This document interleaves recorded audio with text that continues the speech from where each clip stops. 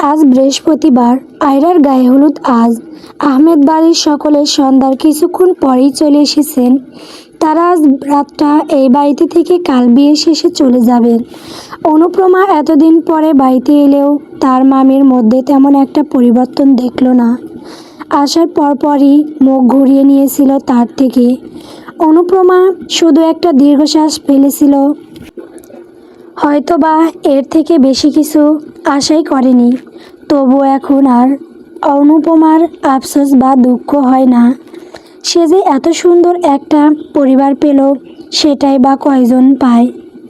নিজের কাছে নিজেকে মাঝে মধ্যে খুব ভাগ্যবতী মনে হয় অনুপ্রমার। অনুপ্রমা আজ সবুজ পাড়ের একটা হলুদ শাড়ি পরেছে। ফরিদা বেগম মাস পাঁচেক আগে কিনে দিয়েছিল তাকে। কাতান শাড়িটার সাথে পরার জন্য হালকা কাজের ছোট্ট একটা গলার হার আর কানে ছোট্ট একজোড়া স্বর্ণের ঝুমকা পরল। হাতে পরল কাচের চুড়ি। এই অল্প সাজেই যেন অনুপমার সৌন্দর্য আরও ফুটে উঠেছে। চেহারায় কাজল আর লিপস্টিক ছাড়া আর কোনো ক্রিম তার ছোঁয়া নেই। ছাদে বসে সকলে মিলে আড্ডা দিচ্ছিল। সেখানে তার কত কত পরিচিত মুখ, যাদের সাথে এত বছরও দেখা করার সুযোগ হয়নি, বা বাপ মা মরা মেয়েটার মামা বাড়ি ছাড়া আপন বলতে শুধু খালা ছিল। তিনিও হয়তো বছরের দু একবার খোঁজ নিয়েছেন। আর সবাইকে কত বছর পর দেখলো। এর মধ্যে আয়রার নানা বাড়ির দিকের কিছু মহিলা অনুপমাকে খোঁচা দিয়েও অনেক কিছু বলল। তা কি রে অনুপমা, এত বছর মামার বাড়ি খেয়েছিস পড়েছিস, বড়লোক শ্বশুরবাড়ি পেয়ে বিয়ের পর একবারও মামার বাড়ি আসলি না শুনলাম। অনুপমা কিছুক্ষণ চুপ করে থাকলো। খোঁচাটা খুব ভালোভাবেই বুঝতে পারল সে। তাই মুচকি হেসে সাধারণভাবেই জবাব দিল, কি করে আসতাম বলুন মামি। আসতে হলে তো আর একা আসা যায় না। আমার শ্বশুর বাড়িতে কোনো দিন বলাই হয়নি আসার কথা। সেখানে কিভাবে আসতাম আমি? এই যে এখন বলা হলো আসলাম। তো এই বোনের বিয়েতে যদি দাওয়াত দেওয়ার পরেও না আসতাম, তাহলে না হয় বলতে পারতেন যে বড়লোক শ্বশুরবাড়ি পেয়ে মামার বাড়িতে পা পড়েনি। এরপর মহিলাগুলো আর কিছু বলল না। ওরা ভেবেছিল অনুপমা হয়তো উত্তরই দিতে পারবে না। কিন্তু অনুপমা যে মুখের উপর জবাব দিয়ে দিবে তা তারা ধারণা করেনি। অনুপমার জবাবে সবচেয়ে খুশি যদি কেউ হয়ে থাকে, তাহলে সেটা হলো আয়রা। কারণ আর কেউ না জানুক, সে তো জানে তার বাবা মায়ের কাহিনী। বাবা শতবার অনুপমার শ্বশুরবাড়িতে দাওয়াত পাঠাতে চাইলেও তার মা দেয়নি। কারণ আয়রার মা অনুপমার জন্য যখন অনুপমার শাশুড়ি প্রস্তাব নিয়ে আসে, তখন তিনি আয়রার সাথে বিয়ে দিতে চেয়েছিলেন। কিন্তু অনুপমার শাশুড়ি সেটাতে রাজি না হওয়ার তাদের প্রতি একটা ক্ষোভ রয়ে গিয়েছিল। আর তাছাড়া যেই মেয়েকে তিনি দেখতে পারেন না, তার বিয়ের পরে কেই বা তাদের বাড়িতে নিয়ন্ত্রণ করবেন তিনি। আর যদি এমন হতো যে টাকা পয়সার ব্যাপার আছে, তাহলেও হতো। একবার আয়রার বাবার ব্যবসায় সমস্যা হলে আয়রার মা বলেছিল তাকে অনুপমার শ্বশুরের থেকে কিছু নিতে, কিন্তু তিনি সরাসরি না করে দিয়েছিলেন। মৃত বোনের মেয়েকে যেখানে অত্যাচার থেকে বাঁচাতে পারেননি, বিয়ের পর তার শ্বশুর বাড়ি থেকে টাকা চাওয়াটা বড্ড বেমানান। অনুপমা নিচে এসেছিল ফ্রিজের থেকে কেক নিতে। হলুদ ফটোগ্রাফি শুরু হবে, তাই কেক নিয়ে যেতে বলা হয়েছে। আর তাছাড়া অনুপমারও পানি পিপাসা পেয়েছিল, তাই সেই এসেছে কেক নিতে। অনুপমা পানির গ্লাস নিয়ে চেয়ারে বসেছিল খাওয়ার জন্য। এমন সময় অনুপমার মামি সেখানে আসে। আশেপাশে বেশ কয়েকজন মানুষই ছিল। সবার সামনে অনুপমার মামি বলে উঠল, বসে বসে কী খাচ্ছিস চুরি করে? এইখানে কেন তুই? অনুপমার হুট করে কথাটা খুব গায়ে লাগলো। অনুষ্ঠান ছাদে হলেও অনেক বয়স্ক মহিলারা নিচে ছিল। তাদের সবার সামনে এভাবে বলা কি খুব জরুরি ছিল? কিছুটা দূরে চেয়ারে বসে ফরিদা বেগম আয়রার নানির সাথে কথা বলছিল। তিনি উঠে এসে অনুপমার কাছে দাঁড়ালেন। অনুপমার হাত থেকে গ্লাসটা নিয়ে দেখিয়ে বললেন, মেয়েটা পানি খেতে বসেছিল আপা। আর কিছু খেলে আমার মেয়েটা বলেই খেত। তারপর তিনি অনুপ্রমার দিকে তাকালেন। মেয়েটার অনুভূতি কি তিনি সঠিক বুঝতে পারলেন না। তবুও মেয়েটার মাথায় হাত রেখে বললেন, যা কেকটা নিয়ে যা, আয়রার সাথে ছবি তুলে আয়। 1 ঘন্টা পর আমরা বের হব। আমি তোর বাবাকে ডাকছি, কালকে বিয়ের সময় আবার আসব। যা এখন। অনুপ্রমা আর কথা না বাড়িয়ে ছাদে চলে গেল। ফরিদা বেগম বাড়ির বাইরে গেলেন স্বামীকে ডাকতে। জুনায়েদ আহমেদকে গিয়ে কথাটা জানাতেই তিনি স্তব্ধ হয়ে গেলেন। এত বছর পর মেয়েটা মামার বাড়ি আসতো, কিছু না বলে যদি খেয়েও থাকে তবে সেটাকে চুরির কাতারে ফেলাটা কতটা নিকৃষ্ট মনের মানুষের দ্বারা হতে পারে তিনি ভেবে পেলেন না। তিনি কিছু বলার আগেই অনুপ্রমার মামা আফজাল সাহেব বাড়িতে ভেতরের দিকে পা বাড়ালেন। তিনি জুনায়েদ দিনে অন্য সন্তানের সাথে কিভাবে এমন ব্যবহার সে করতে পারল। এর মধ্যেই আফজাল সাহেব স্ত্রীর গালে থাপ্পড় বসালো।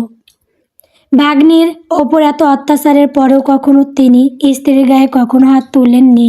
তবে আজ এমন দিনে মেয়েটার শ্বশুর বাড়ির মানুষের সামনে, এত মেহমানদের সামনে এমন করে বলাটা তিনি মেনে নিতে পারলেন না। আমার মা মরা ভাগ্নিটাকে তো শান্তি দিসনি কখনো। দিনের পর দিন মেয়েটার ওপর অত্যাচার করেছিস।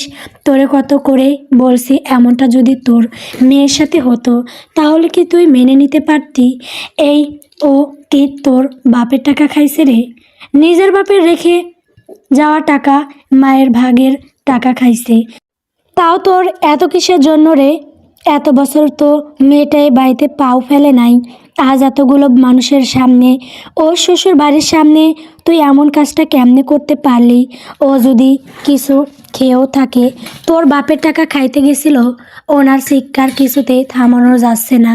উপরে গান বাজনা হচ্ছে বলে এখানের আওয়াজ উপরে পৌঁছায়নি। জুনায়েদ আহমেদ ওনাকে নিয়ে চেয়ারে বসালেন, তবুও যেন তিনি শান্ত হতে পারছেন না। আয়রার মা কী করবেন ভেবে পাচ্ছেন না। প্রথমবারের মতো স্বামী তার গায়ে হাত তুলেছেন, এটা তিনি যেন কিছুতেই বিশ্বাস করতে পারছেন না। আফজাল সাহেব রক্তচক্ষু নিয়ে স্ত্রীর দিকে তাকালেন, যে কিনা কর্নারে চুপচাপ মাথা নিচু করে দাঁড়িয়ে আছে। এই বিয়ের ঝামেলা শেষ হলে এবার সত্যি তিনি এর একটা বিহিত করবেন। জুনায়েদ সাহেবের হাত ধরে করুণ স্বরে বললেন, ভাইজান, আমার মা মরা ভাগ্নিটা এত বছর পরে আমার বাড়িতে এসেছে। আজ বাদে কাল আমার মেয়ের বিয়ে। ভাইজান, আপনারা দয়া করে বাড়ি ছেড়ে যাবেন না। আমি আমার স্ত্রী হয়ে আপনাদের কাছে ক্ষমা চাচ্ছি। বলতে বলতে তিনি হাত জোর করে ফেললেন। জুনায়েদ সাহেব ভেবে দেখলেন, এখন তারা বাড়ি ছাড়লে একটা ঝামেলা হবে, তার চেয়ে বরং কাল কনে বিদায়ের পরপরই চলে যাবেন। তিনি আফজাল সাহেবকে আশ্বস্ত করলেন, তারা থাকবেন আজ। কালকে রাতে আসছি আমি, কিন্তু তোমার তো আরও 1 সপ্তাহ পরে আসার কথা। কেন আগে আসলে কি কোনো অসুবিধা আছে? অনুপ্রমা দূর থেকে আয়রার এত বছরের ভালোবাসার পূর্ণতা দেখছে। কিছুক্ষণ আগেই তাদের বিয়ে সম্পূর্ণ হয়েছে। আয়রা এবং আয়রার স্বামী দুজনেরই অনেক পরিশ্রম, এর ফল তাদের এই পূর্ণতা। সমবয়সী প্রেম হওয়া শুরু থেকেই তাদের অনেক কাঠখড় পোড়াতে হয়েছে। অনুপ্রমা সহ আয়রার আরও কয়েকজন মেয়ে কাজিনকে বলা হয়েছে আয়রার সাথে খেতে বসার জন্য।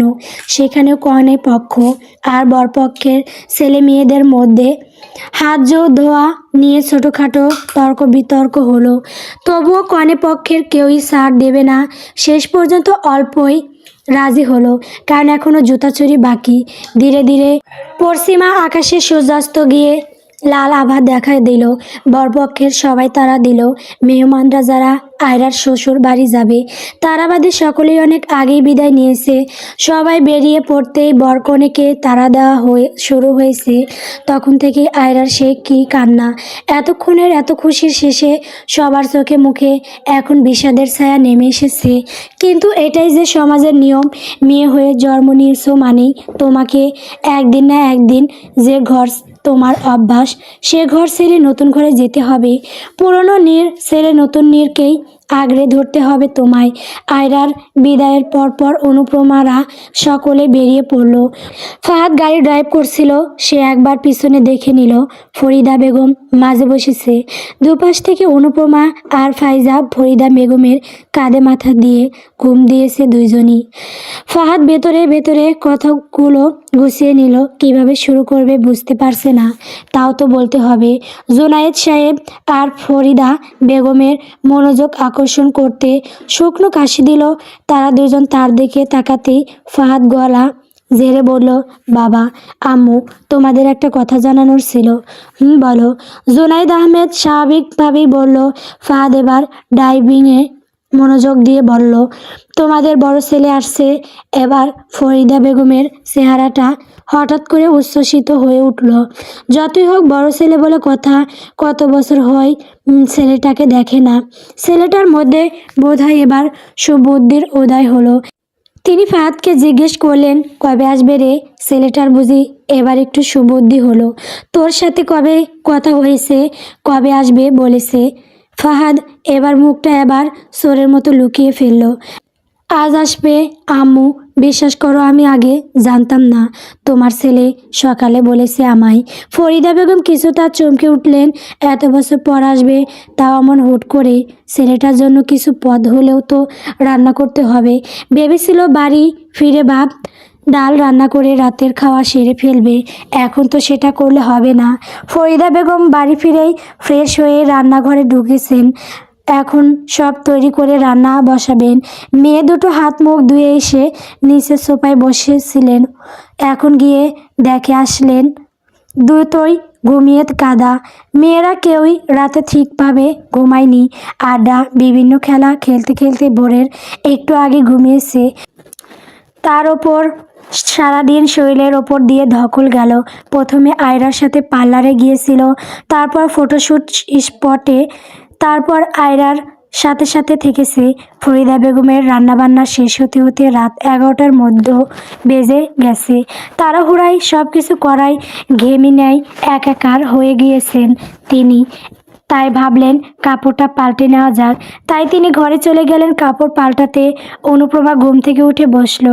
ক্লান্ত শরীরে কখন যে ঘুমিয়ে গিয়েছিল সে টের পায়নি। উঠে আড়মোড়া ভাঙতেই কলিং বেলটা বেজে উঠল। সে ঘড়ির দিকে তাকিয়ে দেখল 11টা বাজতে 10 মিনিট বাকি। অনুপমা ভাবলো হয়তো ফাহাদ বাহিরে গিয়েছিল। অনুপমা উঠে দরজা খুলতেই দেখলো একটা লোক হাতে একটা কাপড়ের ব্যাগ আর কাঁধে একটা কালো ব্যাস। ঘুমের চোখে লোকটাকে কেমন চেনা চেনা লাগলো, তবে ঠিক চিনতে পারলো না কাকে চাই। অব্র অন্ধকারে কিছুই দেখলো না। অচেনা গলার স্বর আর একটা মেয়ের অবয়ব দেখে উল্টো প্রশ্ন চলল, আপনি কে? অনুপ্রমা পাল্টা প্রশ্ন বিরক্ত হলো, তবে কিছু বলার আগেই লোকটা এক্সকিউজ মি বলে ভেতরে চলে এলো। ইতিমধ্যে ফাহাদ কলিং বেলের আওয়াজ শুনে নিচে নেমে এসেছে। ফাহাদ এগিয়ে এসে হাতের ব্যাগটা নিয়ে অব্রকে জড়িয়ে ধরল। ভাই, আসতে দেরি হলো যে? ট্রেন চেঞ্জ হয়েছে মাঝপথে। অল্প স্বল্প কথা বলেই উপরে চলে গেল অব্র। অনুপ্রমার দরজা আটকে দিয়ে লোকটার দিকে তাকিয়ে রইল। অব্র নামটা আগে শুনেছে বলে মনে পড়ছে না তার। কে ইনি?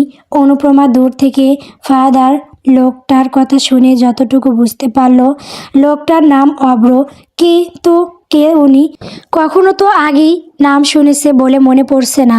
তার উপর দেখলো লোকটা বিনা দ্বিধায় সিঁড়ি বেয়ে উপরে চলে গেল। আশ্চর্য, মনে হচ্ছে এবারে লোকটার বহু বছরের চেনা। অব্র চলে যেতেই অনুপ্রমা সে দিক থেকে দৃষ্টি সরিয়ে ফাহাদের দিকে এগিয়ে গেল। সামান্য ভ্রু কুঁচকে তাকে প্রশ্ন করলো, ভাইয়া, লোকটা কে? তোমাদের কোনো আত্মীয়?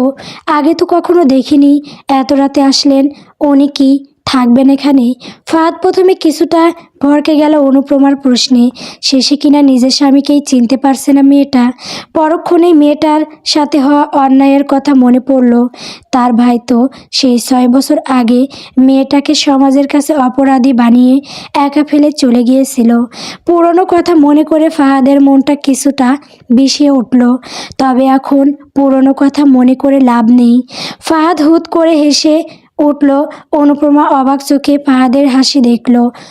আশ্চর্য, সে হাসির মতো কি বলল, এ কি, তুমি হাসছো কেন? হাসির মতো কি বললাম আমি?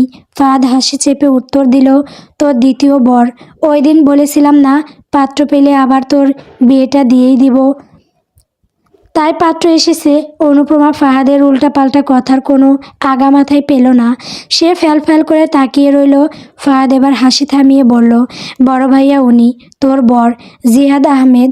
অবশ্য সবাই অব্র বলে ডাকে, আগে কখনো বলা হয়নি জানি। তোর বর আজ ফিরেছে বাড়িতে। অনুপমা যেন কিছু মুহূর্তের জন্য থমকে গেছে। তার মাত্র ঘুম থেকে ওঠা মস্তিষ্ক যেন কিছু ঠাওর করতে সক্ষম হলো না। কি বলল ফাহাদ তার বর জিহাদ? কিন্তু তিনি হুট করে বাড়ি আসবেন কেন? ফাহাদ অনুপমার ভাবনার মাঝে বলে উঠল, যা হাত মুখ ধুয়ে নে, ভাই আসবে এখনই, খেতে বসবো এখন। অনুপমা আতকে উঠল, বলল, ভাইয়া তোমরা খাও, আমি আম্মুর সাথে পরে খাবো। যাই। হ্যাঁ বলে সিঁড়ি বেয়ে নিজের ঘরে চলে গেল। ফাহাদ সেদিকে তাকিয়ে রইল। মেয়েটার মাথায় কী চলছে বুঝতে পারল না। অবরোধ থেকে নিজেকে আড়াল করতে চাইছে না, তো আবার পরপর দীর্ঘশ্বাস ছাড়ল। তাছাড়া আর কি করবে মেয়েটা? 6 বছর আগে সমাজের তপের মুখে ফেলে যাওয়া স্বামী এসেছে শুনে ডং ডং করে তার সামনে গিয়ে নাচবে। ফাহাদ চলে গেল ফাইজাকে ঘুম থেকে তুলতে। এর যা ঘুম, বাড়িতে আগুন লেগে গেলেও উঠবে কিনা সন্দেহ। ফাইজা ঘুম থেকে উঠে অব্র আসার খবর পেয়ে লাফালাফি শুরু করে দিয়েছে। এর মধ্যে ফরিদা বেগম নিচে এসে শুনলেন অব্র এসে ফ্রেশ হতে গিয়েছে। তিনি খাবার টেবিলে এনে রাখছেন। জুনায়েদ সাহেবও ঘর থেকে বের হলেন। অব্র এসে প্রথমে জুনায়েদ আহমেদকে সালাম করলো, ফাইজাকে বুকে জড়িয়ে ধরল। সেই কত ছোট রেখে গিয়েছিল বোনটাকে, আর এখন চিনতেই কষ্ট হচ্ছে। ফরিদা বেগম রান্নাঘর থেকে বের হতেই অব্র গিয়ে তাকে সালাম করলো। ফরিদা বেগমের মনটা কেঁদে উঠল। ছেলের বুকে ঝাঁপিয়ে পড়ে কেঁদে উঠলেন। যতই ছেলের ওপর রাগ জমে থাকুক, দিন শেষে সবচেয়ে বেশি বুক তারই পড়েছে। ছেলেটাকে কত বছর দেখেনি তিনি, সাথে এত বছর যোগাযোগও হয়নি। হালকা পাতলা গড়নের ছেলেটাকে চেনা দায়। দেখতে এখন সুঠাম দেহের তারগা যুবক। জুনায়েদ আহমেদ বললেন, ফরিদা, ছেলে যখন ফিরে এসেছে কান্না আরও সময় পাবে। ছেলেটা কত দূর থেকে জার্নি করে এসেছে, খেতে দাও ওকে। খাওয়া দাওয়া শেষে ভরা পেটে কাঁদতে বসবো, না হয় সকলে একসাথে। একথা শুনে এখানে উপস্থিত সকলে এক দফা হেসে নিল। ফরিদা বেগমও কান্নার মাঝে হেসে উঠলেন। চোখ মুখ মুছে ছেলেকে খেতে বসালেন। অব্র বলল, মা তুমিও বসো, এসে আমরা খাবার নিয়ে নিব। আর এত কিছু রান্না করতে গেলে কেন? আমি যতদূর জানি তোমরা কোনো এক বিয়ে বাড়ি থেকে ফিরেছো। ফরিদা বেগম কিছু বললেন না। ছেলে এতদিন পর ফিরেছে, তাকে এমনি এক তরকারিতে খাবার খেতে দেবেন নাকি? জুনায়েদ সাহেব অনুপমাকে না দেখে বললেন, ফরিদা, অনু কি ঘুম থেকে ওঠেনি? ওকে ডেকে নিয়ে এসো, নয়তো রাতে না খেয়ে ঘুমাবে। সেই কোন দুপুরে অল্প খেয়েছিল, বলবে তোর বাবা খেতে ডাকছে। ফরিদা বেগম ভেবেছেন মেয়েটা বোধহয় ঘুমোচ্ছে, কিন্তু ফাহাদ বলল, অনু তো উঠেছে, ও বলে গেল পরে খাবে, তাই আমি আর ডাকে আনিনি। জুনায়েদ সাহেব ফরিদা বেগমকে পাঠালেন অনুপমাকে ডেকে আনতে। ফরিদা বেগম একবার বড় ছেলের দিকে তাকিয়ে অনুপমাকে ডাকতে চলে গেলেন। তাদের পুরোটা কথার নীরব দর্শক ছিল অব্র। সে বুঝতে পারল না তারা কার কথা বলছে। অনুকে। ফরিদা বেগম বলছেন অনুপমাকে খেতে যেতে, কিন্তু সে কিছুতেই যেতে রাজি না। সে পরে খাবে। অনু, মায়ের দিকে তাকা। অনুপমা এবার ফরিদা বেগমের দিকে তাকাতেই ফরিদা বেগম অনুর গালে হাত রেখে বললেন, ভয় পাচ্ছিস সত্যের সম্মুখী হতে? তুই কেন ভয় পাবি? তোকে এমনটা শিখিয়েছি আমি। তুই না আমার শক্ত মেয়ে? তুই এতদিন এত মানুষের কথা সহ্য করেছিস। জানি এখানে সব দোষ আমার, আমার দোষেই তোর এত কথা সহ্য করতে হয়েছে মা। তবে এখন কেন তুই ভয় পাচ্ছিস? পাবি না, আমি তোর মা। যাই হোক, তুই আমাদের মেয়ে হয়েই থাকবি। কয়দিন দেখেছিস তোর বাবাকে? বাসে থাকলে রাতে তোকে রেখে খেতে। চল মা, তোর বাবা রেখেছে। অনুপমার চোখ ভিজে উঠতে চাইল।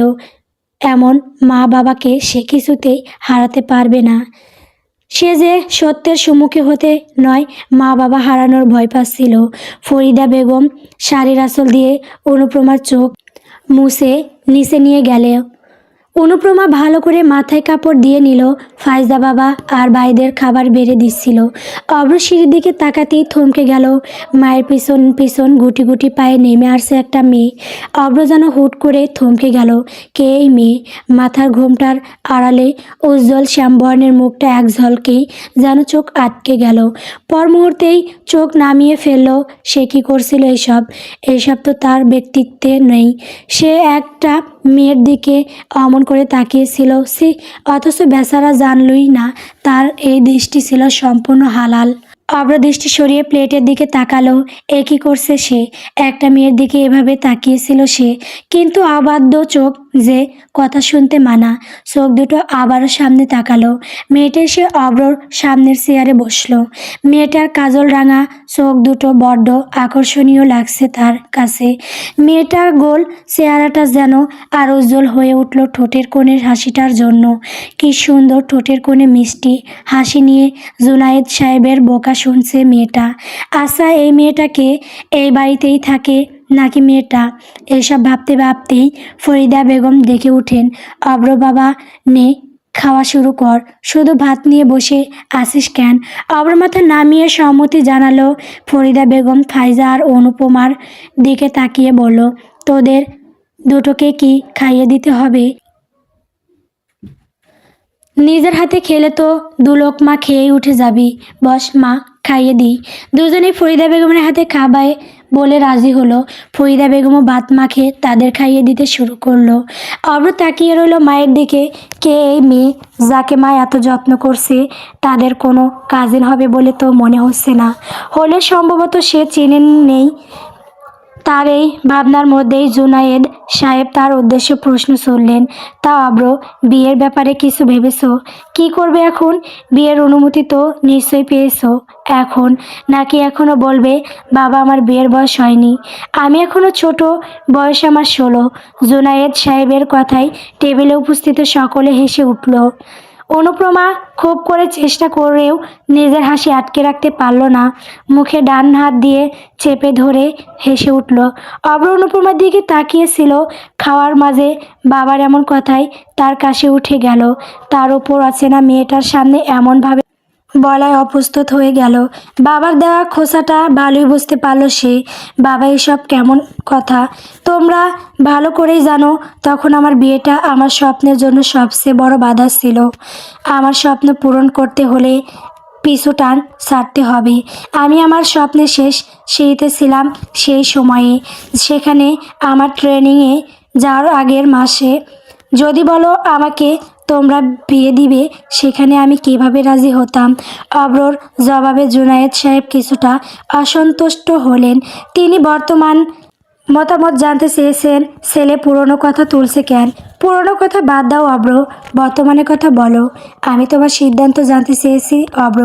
অব্র কিছুক্ষণ চুপ থাকলো, তারপর একটা দীর্ঘশ্বাস নিয়ে বলল, আগের বারে তো করতে চাইনি বিয়েটা, তাও তো তোমরা জোর করে সেইবার বিয়েটা দিয়েই দিয়েছিলে। আমি সেই বিয়েটা শেষ করতে চাই। আমি চাই না সেই মেয়েটিকে আমার সাথে বেঁধে রাখতে। কথাটা শোনা মাত্র সবার চোখ বড় বড় হয়ে গেল।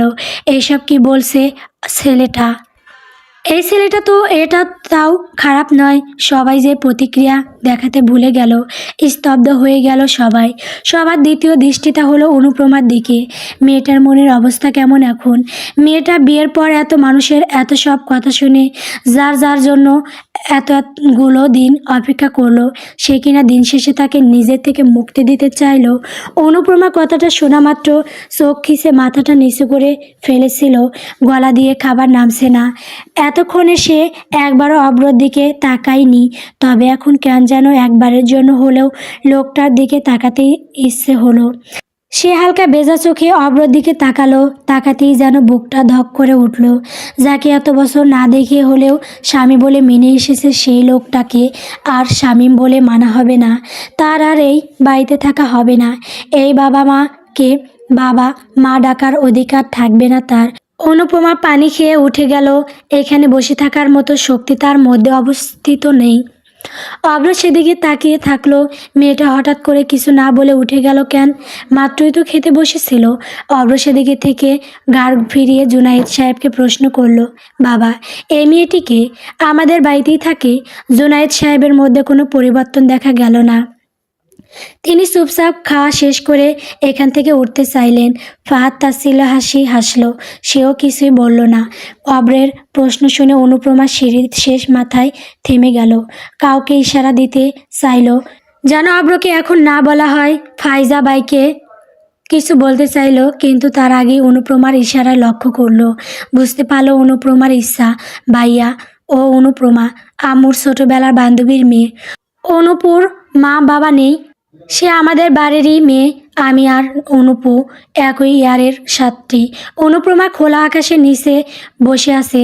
ছাদের এক কর্নারটা তার নিজ হাতে সাজানো। একটু একটু করে সাজিয়েছে সে এই ছাদটা।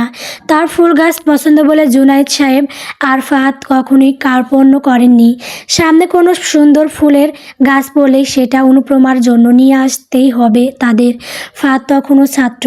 সে যেন টাকাকে সস্তা সহজলভ্য না মনে করে, তাই জুনায়েদ সাহেব হাতে টাকা পয়সা খুব একটা দিতেন না।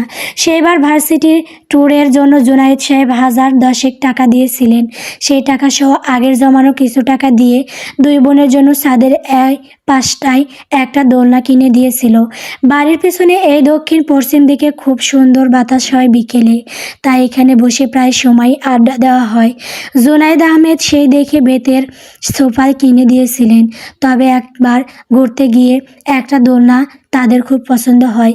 সেইবার ফাহাদকে দুজন মিলে দোলনার কথা বলেছিল। ফাহাদ সত্যি সত্যি সেই রকম একটা দোলনা তাদের জন্য নিয়ে এসেছিল। অনুপ্রমা আজ সকাল সকাল শাড়ি পরেছে। কেউ দেখলে নির্ঘাত বলবে এই মেয়েকে ভূতের আসর করেছে। নয়তো কোনো মেয়ে এমন ভরে শাড়ি পরে ছাদের কিনারে বসে দোলনায় বসে থাকে। অনুপ্রমা যেই কথাটার ভয় এতদিন ধরে পেয়ে এসেছে সেটাই হচ্ছে। যত কিছুই হোক, এই পরিবারের মানুষ তাকে নিজেদের মেয়ের মতো ভালোবেসে এসেছে সর্বদা। কখনোই সে দেখেনি বাড়ির বউ বলে তাকে ফাইজার থেকে কম ভেবেছে। মাঝে মধ্যে তো মনে হয় সে বুঝি ফাইজার ভালোবাসায় ভাগ পোষায়। মেয়েটার কি রাগ হয় না এই যে তার ভালোবাসা আরেকজন পাচ্ছে? পরক্ষণেই ভাবলো তবে তাদের সম্পর্ক যে রাগের নয়। একটা চকলেট পেলেও সেটা দুজন ভাগাভাগি করে খায় তারা। অনুপ্রমা হঠাৎ করেই হেসে উঠল। এই মেয়েটাকে বোধহয় সত্যি ভূতের আসর করেছে। কিন্তু অনুপ্রমা ভাবছে অন্য কথা। যার বাঁধন ধরে এ বাড়িতে পড়ে রেখেছিল সেই তো তাকে বাঁধন ছাড়া করতে চাইছে। সে আর কিভাবে থাকবে এ বাড়িতে? এত বছর তো স্বামী ফেলে রেখে যার কম কথা শুনতে হয়নি। সেখানে যদি স্বামী তাকে ছেড়ে দেয় তাহলে সে কি করে থাকবে এই বাড়ি? দিন শেষে সে এ বাড়ির কেউ নয়। সে ছিল অতিথি পাখি। তার সময় ফুরিয়ে এসেছে। এবার হয়তো এই নীড় তাকে ছাড়তে হবে। যে কিনা বিয়ের পর স্ত্রীকে না দেখে ভোর রাতে বাড়ি ছেড়েছে, সে এত বছর পর এসে সেই স্ত্রীকে চিনতে পারবে সেটা ভাবা যে নিতান্তই বোকামি। আশা লোকটার কি বিয়ের রাতের কোনো কিছুই মনে নেই? লোকটা তো এসেছিল সেই রাতে ঘরে। অতীত আজ বিয়ে উপলক্ষে হাতে গোনা কয়েকজন মানুষ তারা গ্রামের বাড়িতে এসেছিল। অনুপ্রমাদের বাড়ি তাদের গ্রামের পাশের গ্রামে। বিয়েতে উপস্থিত ছিল অব্রদের চাচা, ফুপু ও মামার পরিবার শুধু, আর অব্র 4 জন বন্ধু। রাত তখন প্রায় 10টা। অব্র বন্ধুদের সাথে বেরিয়ে গেছে। সে মূলত এখন একা থাকতে চাইছে। বাড়িতে গেলে ছোট ভাই বোনগুলোর সাথে আড্ডায় বসতে হবে, যা এখন তার দ্বারা কিছুতেই সম্ভব নয়। সবাই তার বিপক্ষে। সে কাউকে বোঝাতে পারেনি এখন এটা তার ভবিষ্যতের জন্য কতটা প্রভাব ফেলবে। যেখানে আর মাসখানেক পর তার ট্রেনিংয়ের ডেট। এখন তার নামে পাশে বিবাহিত ট্যাগ লেগে গেলে তার এত বছরের স্বপ্ন ধূলিসাৎ হয়ে যাবে। তবুও পরিবারের মানুষগুলো এই কথা না ভেবে বিয়ে দিয়ে দিল। অথচ সে এখন পর্যন্ত সে একবারও তার সদ্যবিবাহিত বউটার দিকে তাকায়নি। সে রাগ যেন সেই মেয়েটির ওপর পড়েছিল। আমাদের প্রত্যেকের একটা না একটা খারাপ বন্ধু থাকেই, যে সবসময় নেগেটিভ চিন্তা ভাবনার পক্ষে থাকে। আমরা চাইলেও পারি না তাকে ভালো করতে, আর না পারি তার সাথে বন্ধুত্ব নষ্ট করতে। অব্রর তেমন একটা বন্ধু নাম নাদিম। নাদিম অব্রর অবস্থা দেখে বলল, এই মামা প্যারালোস কে, চল একটু বাং খাইয়া আহি, দেখবি মনে এক্কেরে চাঙ্গা। অব্র রাগী দৃষ্টিতে তাকায়, তার কিছু বলার ইচ্ছে নেই আপাতত। তবে নাদিম হার ছাড়ার পাত্র নয়। দেখ মামা, তোর তো মেডিকেল টেস্ট শেষ, এখন একটু খেলে কিছু হবে না, চল না মামা। তার বাকি 3 বন্ধু বাধা দিলেও সেদিন সত্যি সত্যি রাগের মাথায় অব্র ছাইপাস খেতে গিয়েছিল। তবে এক চুমুক খাওয়ার পর সে আর খেতে পারেনি। জীবনে প্রথমবারের মতো এসব খাওয়ার অল্পতেই নেশা চড়ে গিয়েছিল। নেশা চড়ে যাওয়ার আরও খেতে চেয়েছিল। তবে ওর বাকি 3 বন্ধু ওকে বাধা দেয়। তাকে নিয়ে বাড়িতে দিয়ে এসেছিল। নেশার ঘরে দুলতে দুলতে সে বাড়িতে প্রবেশ করেছিল।